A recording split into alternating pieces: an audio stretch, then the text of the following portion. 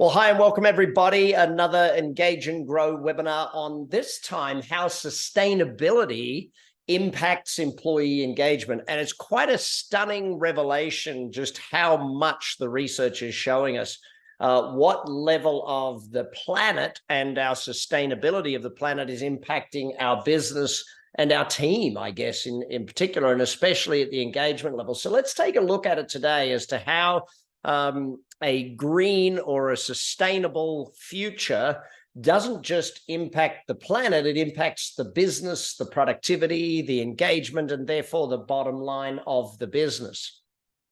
Let's first of all start out with what we mean by sustainability. So if we go into some international look at what is sustainability and what is sustainable development goals, everything from, if you look at the top right-hand segment of the wheel where we start at number one, reduction of poverty, zero hunger is reduced, health and well-being, education, gender equality, clean water, clean sanitation. Economic growth then starts to become a part of that and moving ourselves through this cycle. And so we look at the cycle of sustainable development of the planet. And again, it's like, how does that relate back to engagement of my team? Well, there's some very clear delineation of that, and we'll get to that in just a moment. But when we see that economic growth and the infrastructure, then at that point number 9 at the bottom of the circle here, infrastructure, inequality reduction, sustainable cities, responsible consumption. Then we move into the point 13, where climate action, life below the water, life on land, peace, justice, institutions, and partnership for the goal of sustainable development. That cycle of sustainable development is not really what we teach here at Engage and Grow, but what I want to look at is, how does that impact your business? How does that impact your company and the team members in your organization? And I think it's really vital for us to understand that these 17 parts of that cycle are very important, but how we delineate that or bring that across. So if we're having an impact in our business, and I think Jane Goodall puts it very clearly here for you to read, what you do makes a difference, and you have to decide what kind of difference you want to make. Okay, so as an organization moving forward, we have to look at how the values of the world are shifting, because our team, our employees, our customer base, our suppliers, just the community at large, as the community's values shift, and we're seeing such a dramatic shift on the planet right now, as the values of the community shift, and in particular the values of our team members shift, we as employers, or we as CEOs and business people, need to be very cognizant of how we react to that and what we implement in order to handle, not so much handle, but really help people understand what we're doing in that manner. So the statistics are very, very clear, and thank you to earth.org for this very simple statement. But if that's the way the world is moving, and that's the way humans are moving in their perception of the world, and that's the way that we see things, and obviously there's debate around this, and some people are, well, it's not happening, well, it is happening. Okay, let's understand that I'm not here to debate the science of this. What I'm here to debate is the values of our people, the values of the humans in our organization shifting. And that is something that, well, I'll show you some of the statistics in just a moment, but it's something that is fairly obvious to us around the world that we can understand. Now, if the values of people and the values of our team have shifted to a point of understanding that we've pushed past these scientific points and we're in a danger zone, and whether it is, again, not here to debate the science, here to debate what impact that has on us as business people and on our team and on our customer base.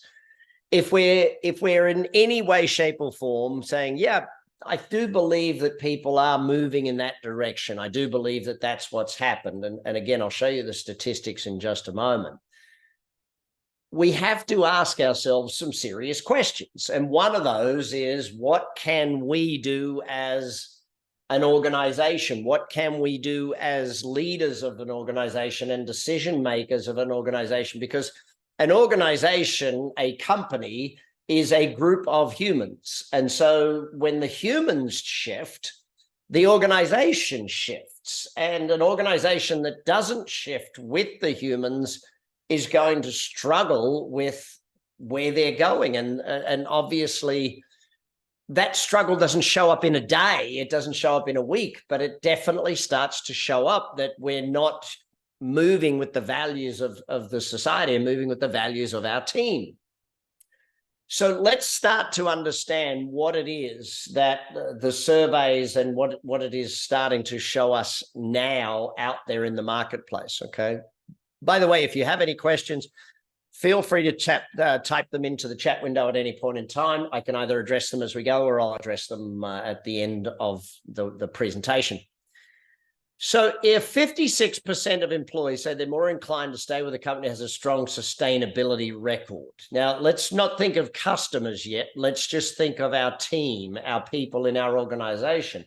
If our people want to move in this direction, if our people are saying, if the company I'm with, and this is obviously more than half, if the company I'm with is doing good things for the planet, meaning a sustainability policy, a sustainability record, that they're doing things, not just talking about things, then I'm wanting to stay and work in that place more. Obviously, that's bringing up the engagement of our people, okay? Second thing we want to take a look at. If we, again, Business Leadership Today's survey sat down and looked at this question, and I guess it's very, again, it's more than half. Now, this shows a shift in trend. My gut feel, and I don't have the statistics on this because it wasn't measured 10 years ago, and it definitely wasn't measured 20 years ago. If we went back 10 years ago and asked this question, my gut feel is that there would be a lot less people. But as we see Gen Y, the millennial generation, and even Gen X to a degree moving through the workforce, we start to see a shift in how we do things. Gen Z is a whole other group that we can look at, and it's a big part of, as they move into the workforce more and more, it's going to shift this number quite dramatically. Okay, so is the company addressing social or environmental sustainability issues? I definitely see that. Now, if you go back to, and I want you to diversity, equity, and inclusion, my webinar on that, or our ebook on that subject, it's almost like we want to combine those two and start to say, how do these two things work together from a policy perspective of the organization and where the organization is taking action on a day-to-day basis. So same study. Now, this one's even more important. 74%, the job is more fulfilling given they're a chance to make a positive impact on social and environmental issues. 70% saying they're more loyal if the company helps them contribute to solutions to these issues. So if you think about where you're not just you're taking action as an organization on sustainability, but where you're allowing your team members and helping your team members contribute to that, is increasing their engagement with the organization, giving them opportunities to engage. The same as on that diversity, equity, and inclusion, where we talked about how you give them opportunities to engage and opportunities to be a part of it. It's the same that, well, employees around the world are saying the same thing when it comes to sustainability and its impact on their desire to be a part of that organization, their desire to be a part of that organization longer, and their positive view of your company or your organization. And again, the movement of the aging group, as Gen Y is now going to, we're only 2 years away from Gen Y being up to 75% of the workforce. That's, and as a 52-year-old at the recording of this as a Gen X, it's like that blows my mind, because somehow in my brain 20 years ago is still 1980. But yes, it doesn't quite work that way. So we think about this factor of where they're moving to, and we start saying, okay, Are you more likely to seek employment in an organization that has great sustainability record? Yes. Yes is the answer. I want to work for a company that has a great sustainability record. I don't want to work for a company that doesn't have that, is the majority of it. Now, we know that there are economic indicators in that, but we also have to understand that as a socially responsible organization, our ability to attract top talent, not just people, but top talent, will go up. So it's important as an executive to make decisions that lean us in that direction, okay? Now, flip that over and see, okay, would you or would you not? Well, no, I wouldn't work for a company with a bad sustainability record. No, I wouldn't work for a company with a bad diversity, equity, inclusion. I wouldn't. This is what we're being very clearly communicated from the marketplace. And so for us as executives and decision makers, we need to be very clear on the fact that we need to, if sustainable, let me put it to you even more bluntly. If sustainability is not a part of your company's core and the company's culture, the same as inclusion and these things, then it's going to be harder and harder and harder for you to attract talent. And so we need to get very good at attracting talent and keeping them loyal. And I think that the studies are showing this very clearly. Now, how do we do this is the next phase of this. Expectation that it's kind of like, I guess 20 years ago, I didn't expect a hotel to have free Wi-Fi and high-speed Wi-Fi with no sign-in or password. I didn't expect that. 20 years ago, employees didn't expect the company to have a great sustainability policy and great sustainability track record. Today, they do. Today, they are asking for it, demanding it, and expecting it of you and I as leaders in our organization. So, environmental social governance, okay? And if we can just think of it in terms of, I'm lucky enough to have teenage kids and younger kids. And when I discuss this stuff with my teenage kids and now my 20s, the kids are in their young 20s, it's very clear where they're positioned in the world and what they expect of leaders of organizations today. Governance is concerned with the leadership of your organization and, definitely shareholders, internal controls, external controls. Social criteria is about how you maintain your connections with the communities, internal and external. Environmental is what's your policy and what are the actions you're taking over and above policy. What are the actions you're taking to address climate change and address these issues? Actually, let me flip over and just point this one to you. So if we think about environmental initiatives, ESG, okay, environmental, social, and governance issues, and how they impact the engagement of your team, because everything we do here at Engage and Grow is about how we impact your employee engagement, okay? What are we doing to make sure there is a high level of engagement of your team is, I guess, that main point. So investors, yes. Customers, yes. We're giving more loyalty, more ability for people to, another reason for them to choose you. In fact, if we look at it from environmental, social, and governance, there's 3 more reasons to choose you over a competitor in the marketplace. And if I can be even more blunt, not having this puts you behind the 8 ball. Not having this puts you behind other companies that have been doing this for now, many years. I go way back when, if we look at the first person really to push this out there with the reduce, reuse, recycle, Anita Roddick with her Shops the Body Shop created from the UK, where she pushed this, gosh, I'm guessing 30 years ago now, that Anita Roddick was one of the first to really push this into the marketplace. And, now with the change in people's values and beliefs and structure around what they expect from us as organizations, I think it's become very clear that our business is better because of these things. Our business is better, our team are better off, and the planet and the society is better off as a whole.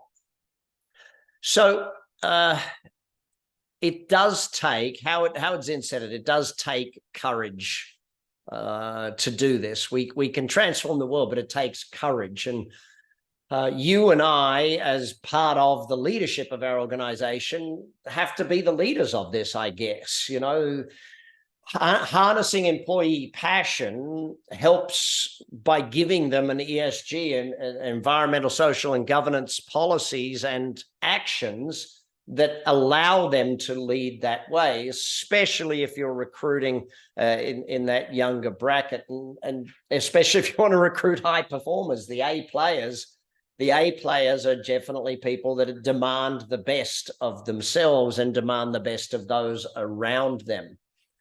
So if we take a look at the cycle in business life and we start to think of engagement creates sustainability, but sustainability creates engagement. It's you know, they both work hand in hand to help each other. I'm trying to make this sound like it's not just a strategy. Okay, I don't want you to see sustainability, environmental, social, and governance as just a strategy. I want you to see it as it's important. It makes it a better business, as well as allows our people to be more engaged, and as well as allowing your people to get a better result on behalf of the organization. So not just attracting talent, but keeping that talent and getting that talent to do a much better job on the way. So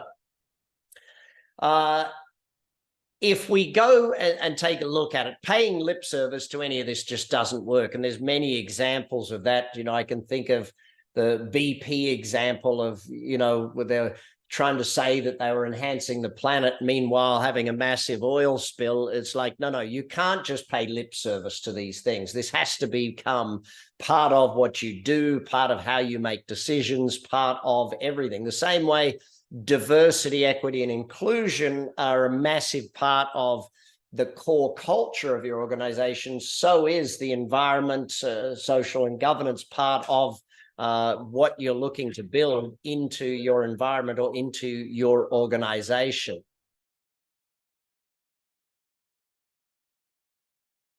So if we take that and jump across and say, all right, where does that embracing it, how does embracing this actually become a part of the day-to-day?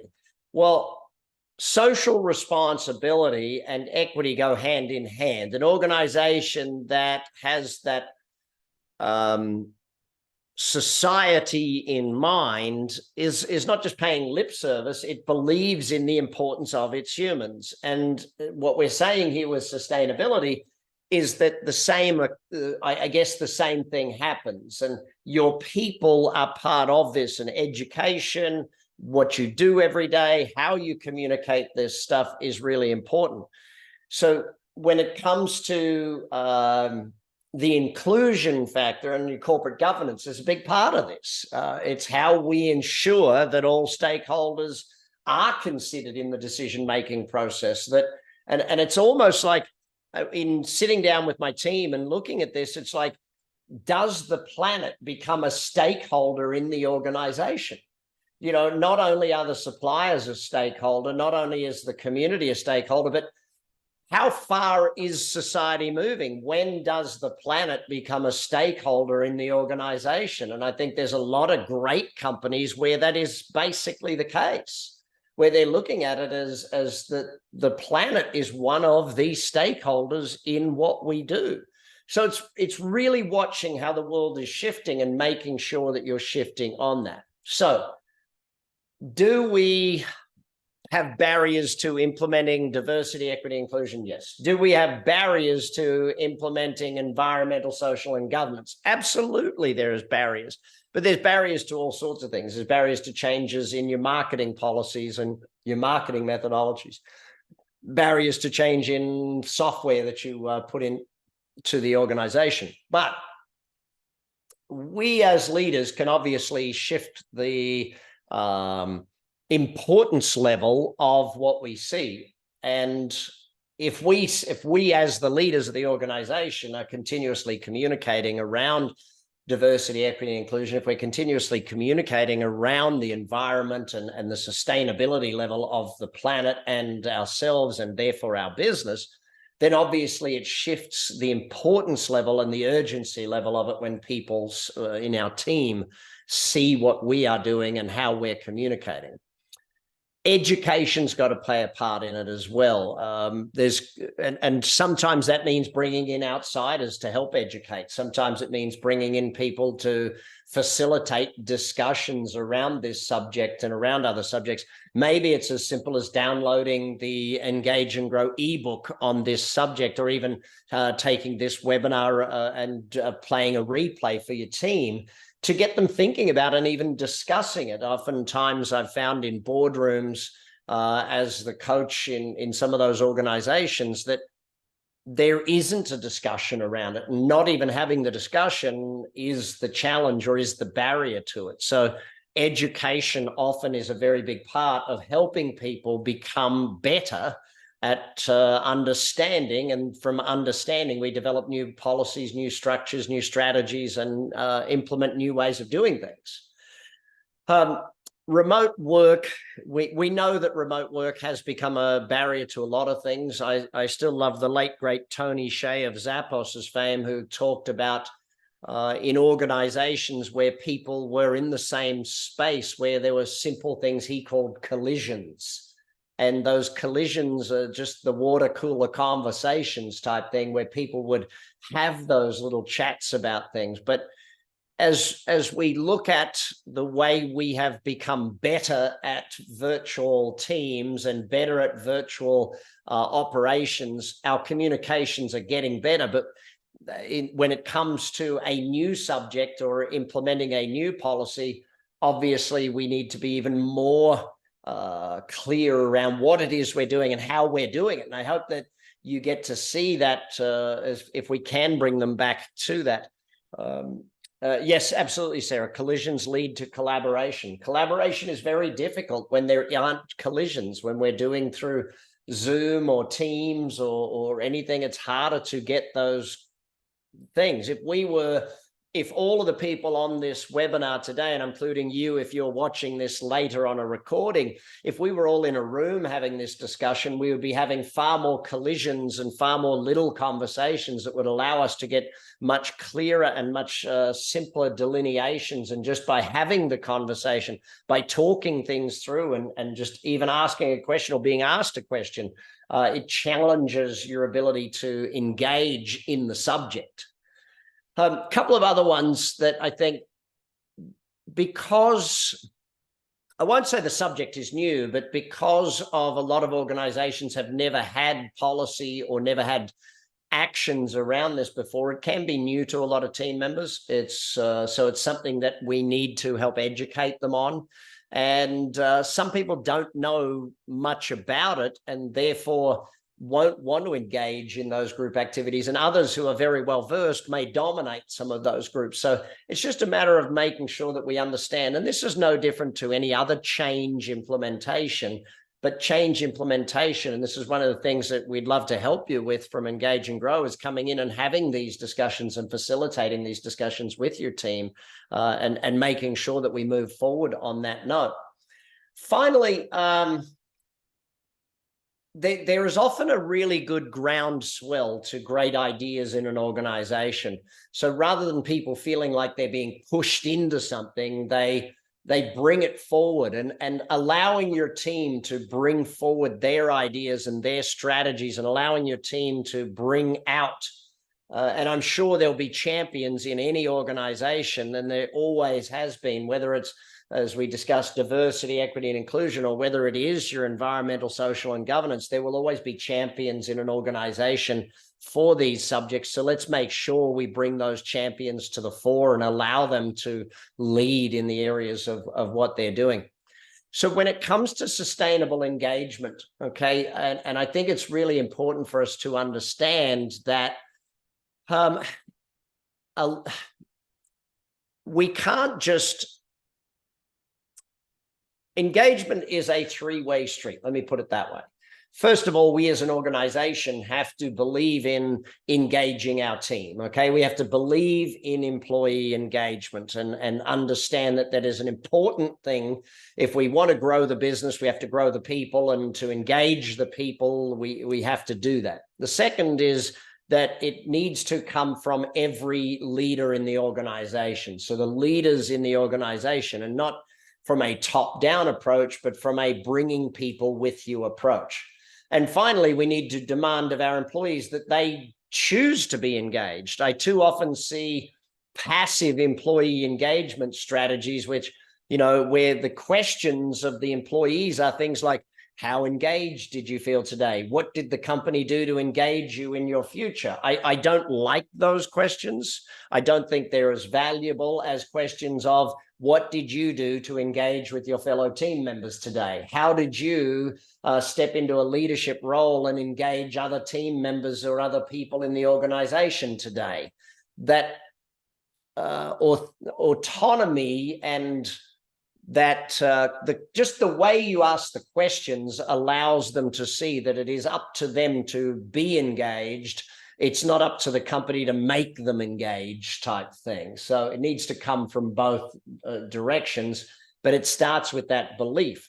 So with that being in mind, discretionary or allowable effort, discretionary decision, where in the organization do people get to help do things, and how empowered are they to be able to do the simplest of things that will support the environment through the organization. So if you read these words, engaged, enabled, and energized, and you start to think of engaged, enabled, and energized, and you start to look at it, and you can use those three words in any thing that your organization is doing. But in this particular case, I want you to think about, are my team engaged in societal and environmental and governance? Are they enabled to do it? And then are they energized by it? And those three questions. And sometimes that takes some big discussions. And oftentimes that's why we come in and help you with those hard discussions or hard things. So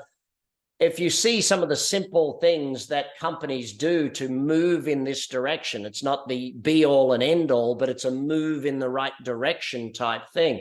Whether there is the establishment of a green team, and you can call it whatever you want. I've just used that terminology just for simplicity's sake.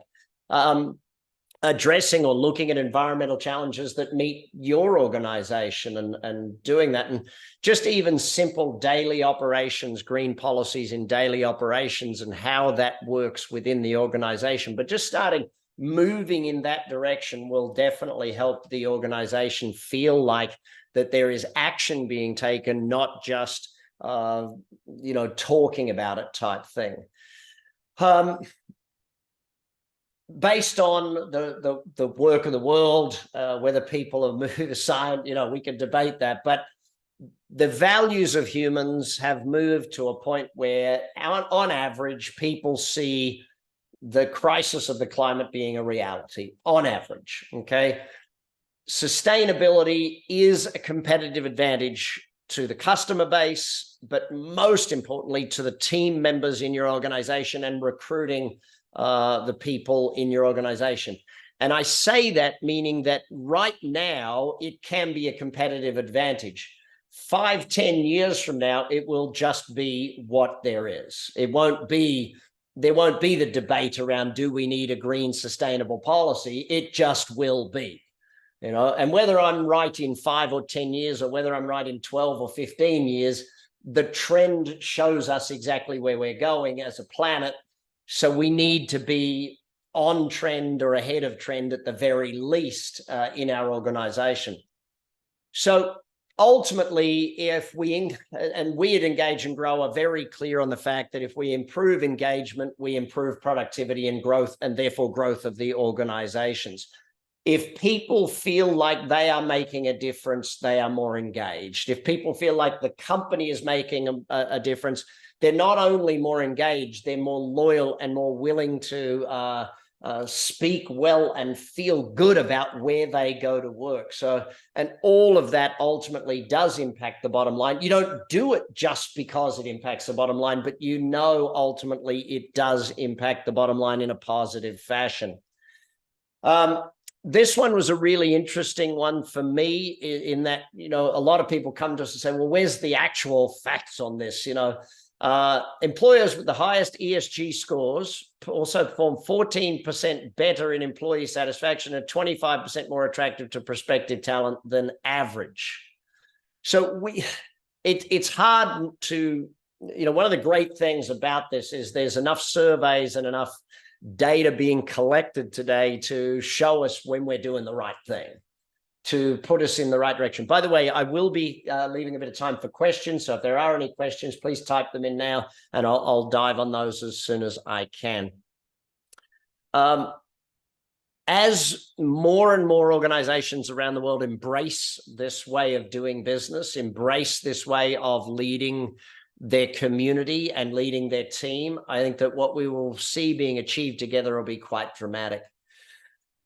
It's a big goal. It's not something that one company can do on its own, but as organizations, as we move in this direction, we will make a dramatic difference out there in the world. My team is definitely committed to making sure that we help you with this. So if there's anything where you believe you might need some help at creating behavioral shifts in the organization, whether it is just straight engagement, whether it's engagement for diversity, equity, and inclusion, whether it's engagement for sustainability and society and governance, if whatever you need when it comes to engaging your people and creating that behavioral shift, give us a call and do that. Okay, so if I go to, let me go to questions then. I got a couple sent in and beforehand, and then I'll go to the ones that are being typed in. Firstly, when it comes to, look, I'm not going to debate the science around sustainability and around the planet, okay? I'm not an expert in that. What I do see, though, is the statistics showing me how people feel about it. It doesn't matter when I'm looking at this, I'm not concerned with what the science is. That's not my field of expertise. What I do know, though, is that when I watch how people feel about it, it's shifting. And that shift is what we as business people need to be very clear on so that we move in that direction. Now, I don't expect companies to move overnight. It's like we had a project just recently combining two organizations that had entirely different cultures. When they came together, we needed to bring them together to engage the two different cultures together and taking a look at how the people felt about each other and how the people felt about the merger. All of those things are creating ways of thinking, and therefore it's a matter of saying, okay, how do we create that long-term behavioral shift in that? So I think that with sustainability, it's not something where the organization will shift in a day or a week or a month. It's something where it takes time, the same as the melding of those two cultures together will take time. The melding of an idea into your organization will take time. And that's why we need to start now, not wait until it's too late for that. Question, as management, should we encourage employees to start such projects and how? I think before we get to starting them to employ it, I think we need to sit back as management and first of all decide, where are we going with this? What do we want to stand for as an organization?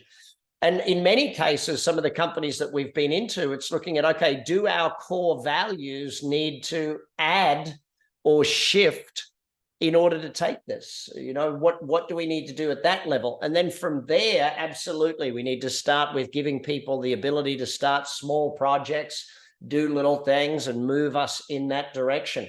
A groundswell is always a wonderful way to get things happening in an organization. So yeah, very important. How often should we check in with our team regarding how engaged they feel? Weekly, once a month? You know, these days when we look at the employees and asking them questions, I go back to the great Marshall Goldsmith, and he wrote a book called Triggers, and he talks a lot about that. In fact, he was on our Engage and Grow series teaching about our 6 steps. And one of the things Marshall looks at is that the more regularly you ask questions, the more it's in someone's mindset. So therefore, the more they will actually do it. I personally prefer daily check-ins with the team if it's at all possible. And with technology the way it is today, daily check-ins are possible. But in some organizations, the daily check-in just becomes an overwhelm. So it's a matter of sitting down with your people and working out where they feel. But personally, I like daily if I was to suggest a time frame. Millennials seem more concerned with sustainability. However, I feel that sustainability strategies need to be led by the leader. What do you think about it? It's a whole organization thing, correct? You know, the leadership of the organization. And obviously, as you know, organizations have a range of age groups in them, from the baby boomers to Gen X, right down to our Gen Z team members. We need to understand that it's a whole organization that needs to be done that. But that being said, there is no reason to not allow the people most passionate about a subject to lead that subject. You know, the people who are most passionate about marketing should run your marketing division. The people who are most passionate about customer service or customer experience should run your customer experience division or team. So the same should be said for sustainability. The same should be said for diversity, equity, and inclusion. It should be led by those with the most passion about it, or the most passion for it. Great questions, thanks. How do we challenge these leaders, and where should we start? Well, I'll give you first answer on where you should start is contact your local Engage and Grow coach or whoever sent you this video or webinar to watch, or download our ebook. But the second thing is start with education. You've just gotten your education here to get you started on this path. It's hard for your team to come with you on the path unless they're educated with what it is as well. So always start with giving people knowledge and allowing them to step into their future and allowing them to step forward and say who's most interested and who's ready to take advantage of what we do.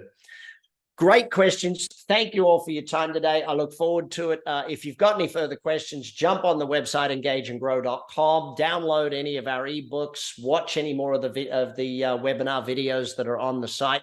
Contact your nearest coach, and let's help you with getting your team engaged and therefore your organization growing. Thanks. Take care. Bye for now.